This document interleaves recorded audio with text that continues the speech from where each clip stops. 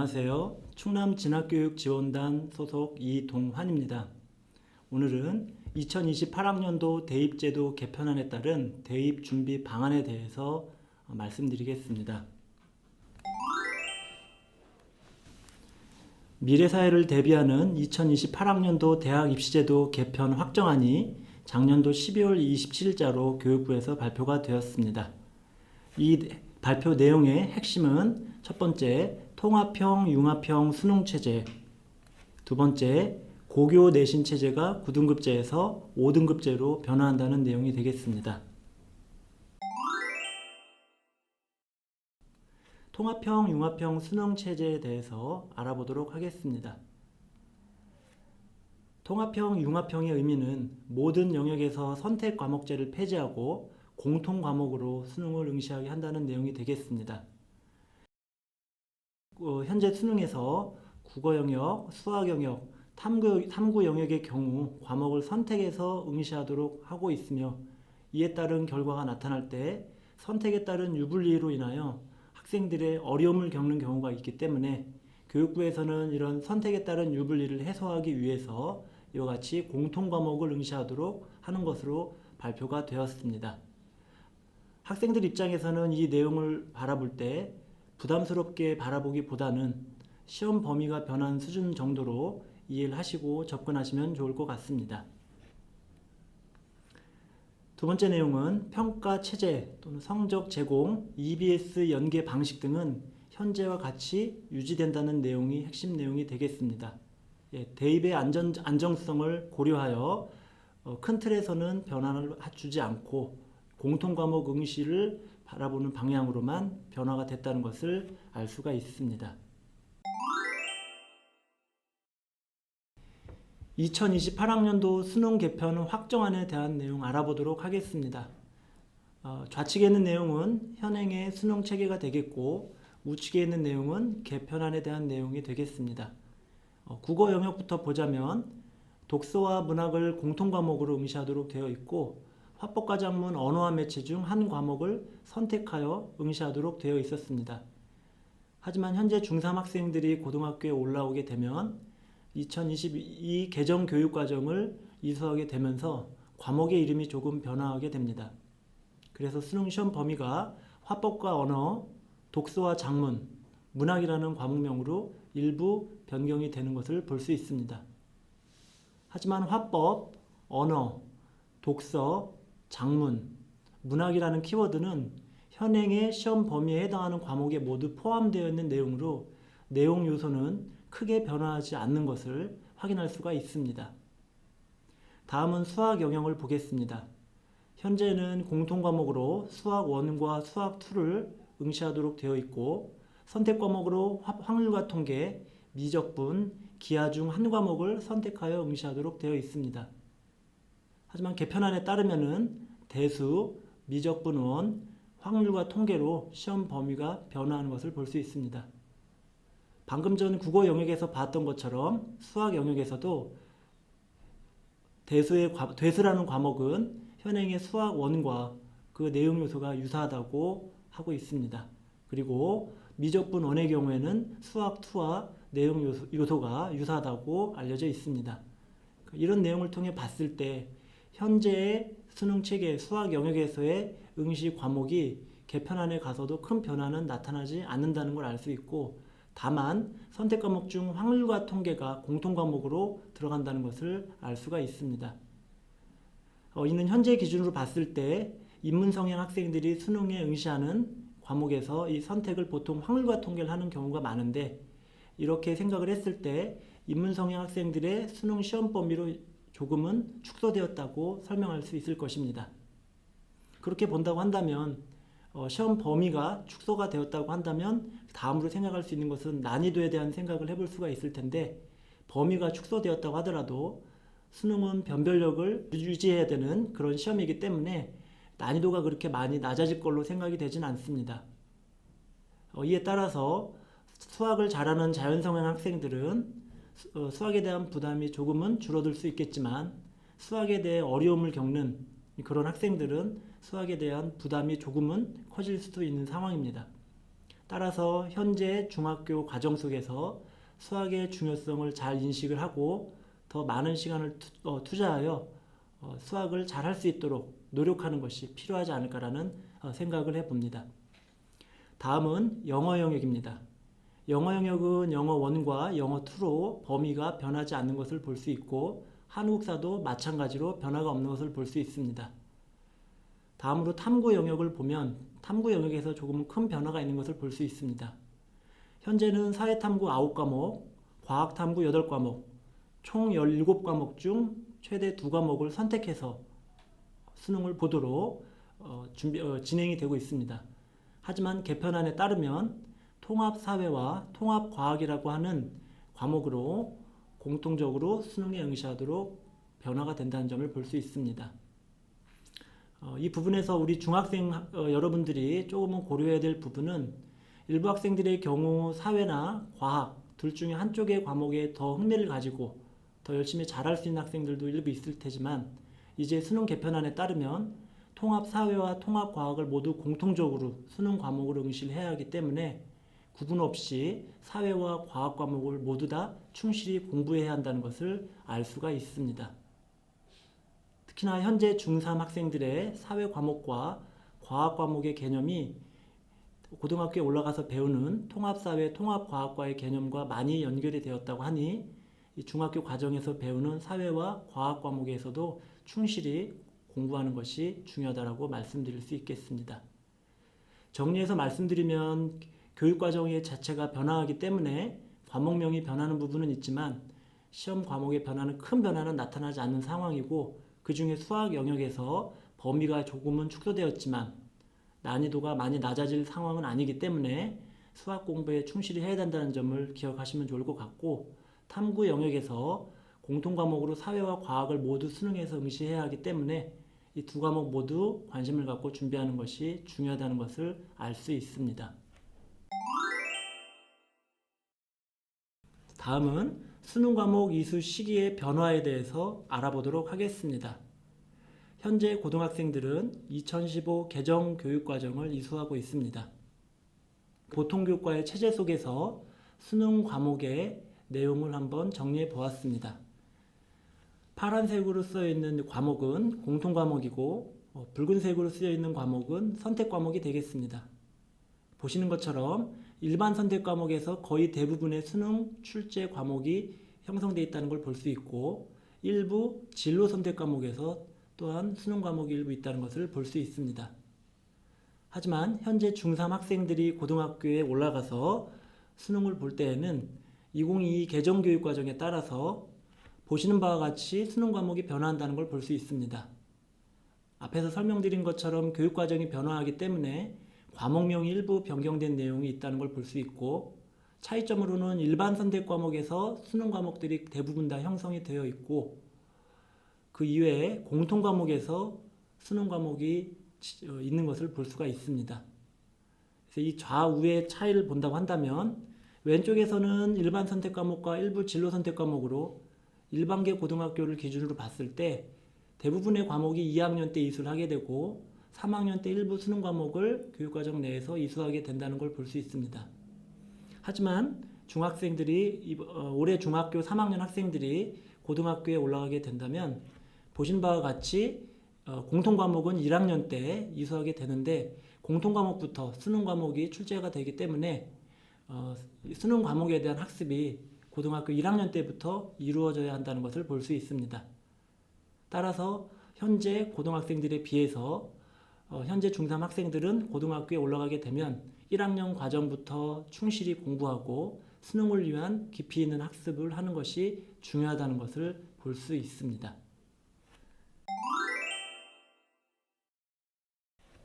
다음은 고교 내신 체제 개편에 대한 내용을 알아보도록 하겠습니다. 우선은 9등급제에서 5등급제로 개편된다는 내용이 중요하겠습니다. 9등급제에서 5등급제로 개편이 되는 것은 학생들의 경쟁을 보다 완화시켜서 미래 사회에 필요한 역량을 키울 수 있도록 하겠다는 교육부의 발표 내용이 있었습니다. 그런 의미로 이해를 해주시면 좋을 것 같습니다. 5등급제라는 것은 결국 학생들을 9등분하여 성적을 처리하던 것을 이제는 5등분으로 나눈다고 이해를 해주시면 좋을 것 같습니다. 다음은 사고력, 문제 해결력을 평가할 수 있는 논서술형 평가가 확대된다는 점입니다. 현행은 단답형이나 오지선다형 위주의 문항이 출제되고 있지만 앞으로는 이 서술형 평가가 더욱 확대될 것이라고 합니다. 이 논서술형 평가의 핵심은 그 과정, 풀이 과정에 중점을 둔 평가 방식이라는 점을 아실 필요가 있겠습니다. 오지선다형이나 단답형은 답을 구한 결과를 가지고 평가를 하게 되지만 논서술형 평가는 그 답을 얻는 과정을 중시하며 부분 점수를 부여하는 그와 같은 평가 방식이라는 측면에서 과정을 좀 더 강조할 수 있는 그런 공부 방법이 중요하다고 생각을 합니다. 따라서 학생들은 문제를 보고 답을 결정하는 데에서 만족하지 않고 그 과정에 어떠한 원리가 숨어져 있는지 충분히 의미를 파악하면서 공부하는 것이 필요하다고 생각합니다. 또한 국어 영역의 경우에는 제시문의 길이가 굉장히 길어질 여지가 있고 또한 그렇게 된다고 한다면은 제시문을 빠른 시간 안에 읽고 요약하고 이해하는 독해력이 굉장히 중요해질 것으로 생각이 됩니다. 뿐만 아니라 그에 따른 자신의 생각을 의미 있게 쓸 수 있도록 하는 작문 실력도 어느 정도는 필요하다고 생각을 합니다. 이를 위해서는 여러분들이 지금 중학교 교육과정에 있어서 글을 쓰는 그와 같은 활동도 많이 있는 것으로 알고 있는데요. 이런 활동을 할 때 좀 더 적극적으로 활동을 하면서 자신의 생각을 한번 만들어 보고 실제 글을 쓰는 기회를 많이 가져보는 것이 중요하다고 할 수 있겠습니다. 또한 독서를 통해서 긴 글을 읽고 그 내용을 충분히 빠른 시간 안에 이해하고 요약하는 연습을 하는 것도 또 하나의 대응 방안이라고 할 수가 있겠습니다. 상대평가 5등급제에 대한 내용을 조금 더 구체적으로 알아보도록 하겠습니다. 현행 9등급제에서는 원점수 기준으로 누적 비율에 따라 등급을 부여하고 있습니다. 상위 4% 안에 든 학생들에게 1등급을 부여하고 상위 11% 학생들에게는 2등급을, 상위 23% 학생에게는 3등급을 부여하는 것을 볼 수 있습니다. 이 이야기는 학생 수가 100명이라고 가정한다면 100명 중에 4등 안에 드는 학생들이 1등급을, 11등 안에 드는 학생들이 2등급을 받는 이와 같은 구조라는 걸 볼 수 있습니다. 그렇기 때문에 우선은 이 상대평가는 조금은 학생 입장에서 부담스러운 평가 방식이라는 것을 볼 수가 있습니다. 그 이유는 내가 아무리 잘해도 나보다 잘한 학생이 많이 있으면 그만큼 등급이 낮은 등급을 받을 수밖에 없는 구조이기 때문입니다. 내년부터 진행되는 상대평가 5등급제에 대한 내용을 이번엔 알아보도록 하겠습니다. 누적 비율을 보면은 상위 10% 학생에게는 1등급을, 상위 34% 학생에게는 2등급을, 66% 학생에게는 3등급을 부여하고 있습니다. 100명을 기준으로 이야기한다면 100명 중에 상위 10등 안에 드는 학생은 1등급, 34등 안에 드는 학생은 2등급, 66등 안에 드는 학생에게는 3등급이 부여된다는 의미로 이해하시면 좋을 것 같습니다. 현행 9등급과 비교를 해본다면 5등급제에서는 상위 1등급이 현행을 기준으로 보면 1등급과 2등급 학생에 해당이 된다고 볼 수가 있고 5등급제에서 2등급의 경우에는 3등급과 4등급의 일부가 해당이 된다는 걸 볼 수 있습니다. 그리고 3등급의 경우는 4등급과 5등급 그리고 6등급의 일부가 포함된다는 걸 볼 수 있습니다. 이처럼 간 등급 내에 있는 누적 비율의 크기가 커지다 보니 아무래도 학생 입장에서는 부담이 조금은 덜 수 있을 것으로 생각이 되고 있습니다.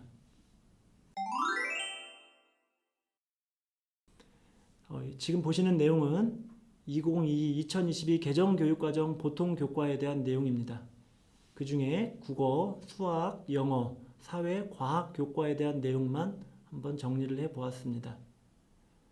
이 내용 중 우측 하단에 보이는 사회교과와 과학교과의 융합선택 과목 총 9과목을 제외하고는 모두 5등급제 상대평가가 진행된다는 점이 큰 특징이 되겠습니다.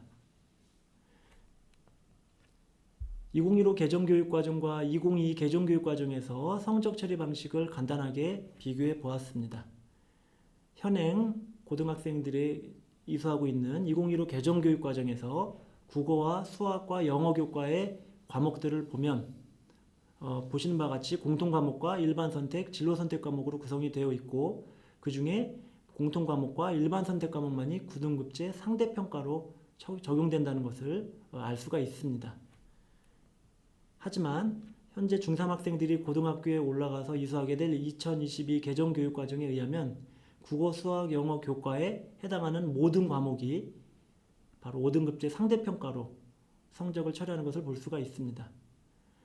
물론 여기 있는 과목들을 학생들이 모두 다 이수하는 건 아니지만 비교를 해본다면 2015 개정교육과정에서 본다면은 국어, 수학, 교과 영역에서 약 51.7%에 해당하는 과목만이 9등급제 상대평가로 성적을 처리함에 반해서 2022 개정교육과정에서는 5등급제 상대평가 과목 비율이 100%인 것을 볼 수 있습니다. 따라서 이런 내용을 통해서 9등급제보다는 5등급제가 보다 부담이 좀 줄은 그런 결과라고 볼 수 있지만 이와 같은 상대평가로 성적을 처리하는 과목 수가 늘어남에 따라서 학생들은 그만큼 평가에 대한 부담을 또한 느낄 수 있을 거라고 생각이 듭니다.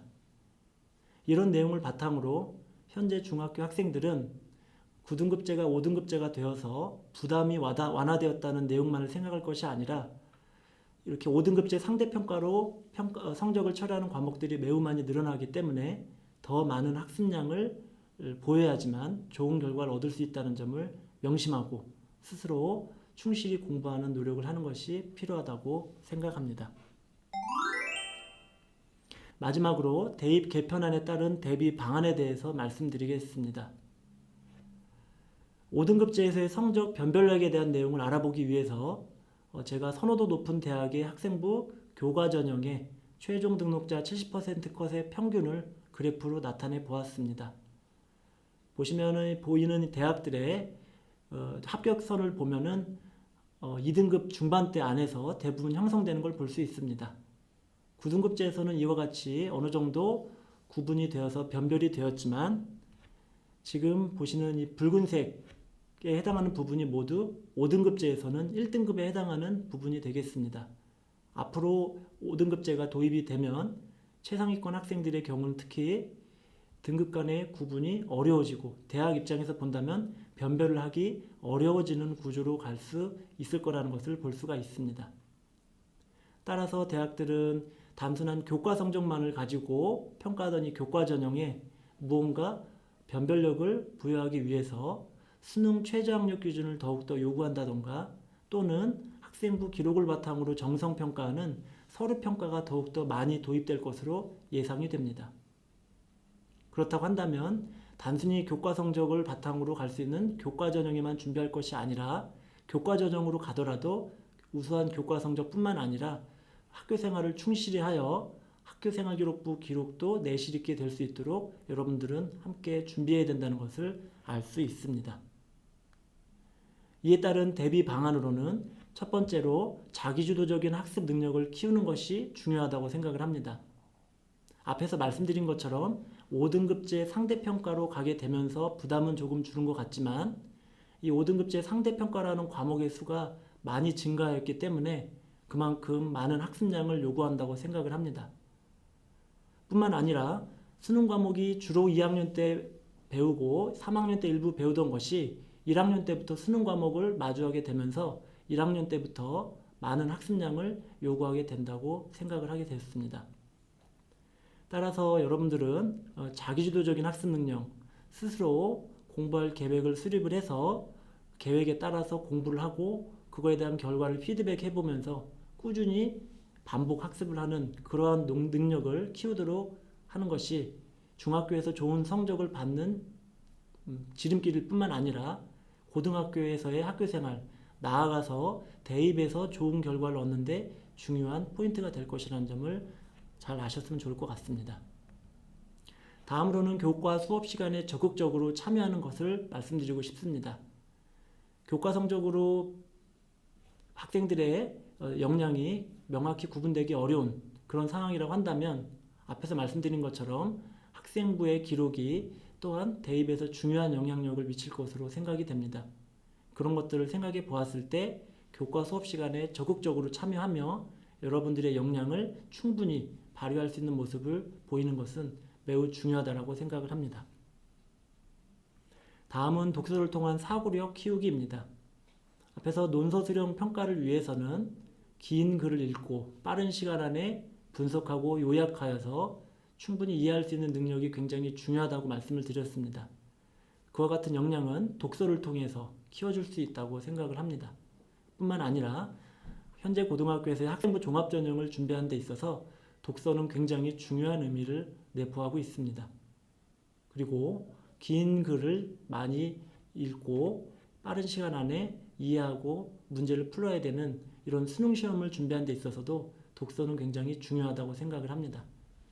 그런 의미에서 여러분들은 독서를 통해서 충분히 그 의미를 파악하기 위해 노력하고 그 속에서 자신의 의견을 만들어보는 그런 경험을 충분히 하는 것이 이 대입 개편안에 따른 대비 방안으로 중요하다고 생각을 합니다. 마지막으로 적극적으로 진로 탐색하는 것을 말씀드리겠습니다. 내년부터는 고교학점제가 전면 도입이 되고 2022 개정교육과정이 도입이 되면은 학생들의 과목 선택권은 더욱더 현재보다 확대될 것으로 생각이 됩니다.